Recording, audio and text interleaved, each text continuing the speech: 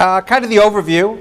So we're going to start with tech contracts, hit on telecom contracts, cloud and SaaS deals. Let's not forget that. And then some general tech law and negotiating kind of strategies are also things we're going to discuss.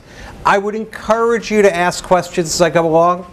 I will do my best to pace it so that even with your questions, we end on time. We will take like one brief 5-minute break. I say 5 minutes because I know it'll be 10 if I say 5, and if I say 10, it'll be 15. So we'll take a 5-minute break and let you catch up on your cell phones and all that good stuff. But again, I really do encourage you to ask questions. It'll make it much more interactive and much more interesting for me, hopefully for you too.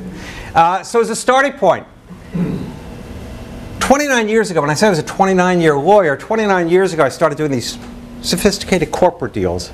Of course, I handled the photocopier because I was fresh out of law school, but I was doing these sophisticated corporate deals, and if I actually took the time to read one, what I typically see was an agreement that looked like, if I can use software terminology, like version 18.6. I mean, Abe Lincoln had used an earlier version of it, and it was a really mature document at this point, well written, well lawyered, and you kind of tweaked it, you worked with it, and you made it fit your deal, and it was a good contract.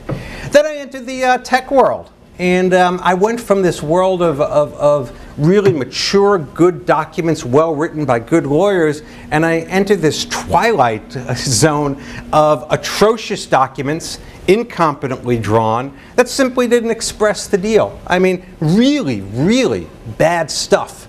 I mean, stuff that I can only call a breeding ground for litigation, and that would be like the good news about it. Just failed to address basic issues.